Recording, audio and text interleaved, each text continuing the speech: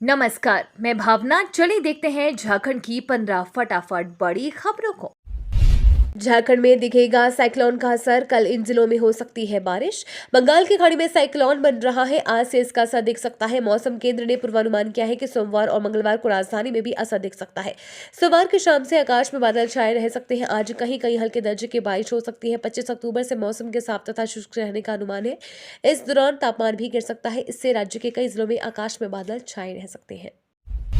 इस बार झारखंड के स्थापना दिवस को सरकार बनाएगी खास।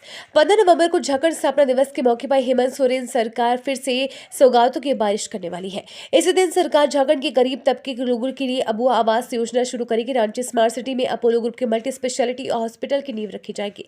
आपकी सरकार आपके द्वारा कार्यक्रम के तीसरे चरण का शुभारंभ किया जाएगा। 15 नवंबर को झारखंड सरकार और अजीम प्रेमजी यूनिवर्सिटी के बीच MOU भी हो सकता है। झारखंड में गरीबों को 1 रुपए में मिलेगी दाल। झारखंड स्थापना दिवस 15 नवंबर के मौके पर हेमंत सोरेन प्रदेश वासियों को कई योजनाओं की सौगात देंगे। इस मौके पर छात्रों को मिलने वाली छात्रवृत्ति संबंधित समस्याओं के निराकरण के लिए हेल्पलाइन नंबर जारी किया जाएगा। इसके अलावा सरकार राज्य कर्मियों के लिए तैयार प्रशिक्षण नीति भी लागू करेगी। स्थापना दिवस के मौके पर गरीब को 1 रुपए प्रति किलो के हिसाब से दाल देने की योजना भी शुरू की जाएगी। झारखंड नगर सेवा आयोग प्रतियोगिता परीक्षा का एडमिट कार्ड जारी। झारखंड कर्मचारी चयन आयोग ने झारखंड नगर सेवा आयोग प्रतियोगिता परीक्षा 2023 के लिए एडमिट कार्ड जारी कर दिया है। जिन भी उम्मीदवारों ने आवेदन कर रखा था वे अब आयोग की आधिकारिक वेबसाइट jssc.nic.in पर जाकर अपना एडमिट कार्ड डाउनलोड कर सकते हैं। 70 फीट ऊंची होगी रावण की प्रतिमा का हेमंत सोरेन रिमोट से करेंगे पुतलों का दहन। रांची के मोहराबादी मैदान में इस बार 70 फीट का रावण का पुतला तैयार किया जा रहा है। कुंभकर्ण के पुतले की लंबाई 65 फीट और मेघनाथ के 60 फीट ऊंचे होंगे। पंजाबी हिंदू बिरादरी की ओर से मोहराबादी में रावण दहन की तैयारी की जा रही है। मुख्यमंत्री हेमंत सोरेन रिमोट से तीनों पुतलों का दहन करेंगे। इस दौरान रंगारंग कार्यक्रम का भी आयोजन होगा। हर साल की तरह इस बार भी लोग रावण दहन के आयोजन में शामिल हो सकेंगे।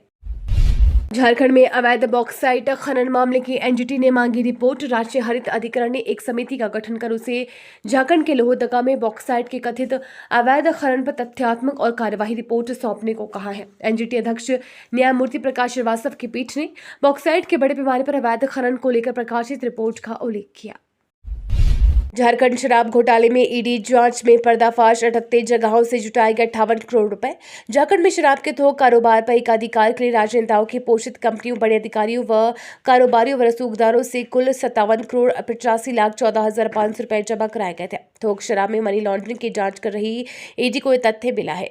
कोलकाता के डालमिया ग्रुप के द्वारा सर्वाधिक 10.50 करोड़ रुपए 15 जून व 24 जून 2021 को भेजे गए थे। झारखंड में एक्शन मोड में ईडी रडार पर सत्ता और ब्यूरोक्रेसी के बड़े चेहरे। झारखंड में ईडी सुपर एक्टिव मोड में है। खनन घोटाला, जमीन घोटाले के बाद अब शराब और बालू घोटाले में एजेंसी की ओर से शुरू की गई कार्यवाही से सत्ता को लेकर ब्यूरोक्रेसी के गलियारों में हलचल है। अलग अलग मामलों की जांच का बढ़ता दायरा मुख्यमंत्री हेमंत सोरेन, उनके मंत्रिमंडल के सदस्यों और राज्य के करीब आधा दर्जन IAS और राज्य सेवा के अफसरों की परेशानी बढ़ा सकता है। आय से अधिक संपत्ति मामले में झारखंड नेता प्रतिपक्ष अमर बावरी की बढ़ेगी मुश्किलें। आय से अधिक संपत्ति मामले में झारखंड विधानसभा के नेता प्रतिपक्ष अमर कुमार बावरी की मुश्किलें बढ़ सकती है। हेमंत सोरेन कैबिनेट के फैसले के अनुसार एंटी करप्शन ब्यूरो ने बावरी सहित राज्य की पूर्ववर्ती रघुवर दास सरकार के 5 मंत्रियों के खिलाफ जांच शुरू कर दी है। रघुवर दास के मंत्रिमंडल में बावरी खेल एवं युवा मामलों के मंत्री थे। आरोप है कि मंत्री रहते हुए उनकी संपत्ति में करीब 10 गुना इजाफा हुआ था। महिलाओं के सहारे जातिगत राजनीति को ध्वस्त करने की तैयारी में भाजपा। इस समय चल रहे 5 विधानसभा चुनावों और अगले साल होने वाले लोकसभा चुनाव में भाजपा को घेरने के लिए विपक्ष ने OBC आरक्षण का दांव चलने का प्लान बनाया है। विपक्ष के इस प्लान को ध्वस्त करने के लिए भाजपा ने महिला मतदाताओं को अपनी ओर आकर्षित करने की योजना बनाई है। पार्टी का मानना है कि यदि महिलाओं को छूने वाले मुद्दे उनके सामने रखे जाओ तो महिला मतदाता जातिगत धर्मगत सोच से ऊपर उठकर वोट देती है। साहिबगंज में सिक्योरिटी गार्ड की धारदार हथियार से हत्या, आरोपी गिरफ्तार। साहिबगंज जिले के राजमहल थाना क्षेत्र अंतर्गत पीपर जोरिया में धारदार हथियार से 35 वर्षीय प्रदीप पाना की हत्या मामले में थाना पुलिस ने हत्यारोपी बोना पाना को गिरफ्तार कर लिया है। सोमवार की शाम राजमहल SDPO कार्यालय में पुलिस कप्तान नौशाद आलम ने प्रेस कॉन्फ्रेंस करके कहा कि हत्या मामले में आवेदन करने वाली मीना मिंज के बयान पर भादवी की धारा 277/23 के तहत प्राथमिकी दर्ज करते हुए बोना पाना को गिरफ्तार कर लिया गया है। पीएम मोदी को मिले तोहफों की हो रही नीलामी। प्रधानमंत्री नरेंद्र मोदी को देश विदेश से मिले तोहफों की नीलामी चल रही है। 2 अक्टूबर से इसकी शुरुआत हुई थी। 31 अक्टूबर को ये खत्म होगी। ये नीलामी ऑनलाइन हो रही है। पीएम के तोहफों के ई ऑक्शन का ये 5वां संस्करण है। इसके लिए pmmementos.government.in पर नाम की वेबसाइट बनाई गई है। प्रधानमंत्री मोदी को पहले मिले तोहफों की नीलामी संस्कृति मंत्रालय करता है। इस नीलामी में सबसे महंगे तोहफों की कीमत 65 रुपए है। ये बनारस घाट की एक पेंटिंग है। इसरो चीफ ने कहा, स्पेस में जाने के लिए अब महिलाओं को मिलेगी प्राथमिकता।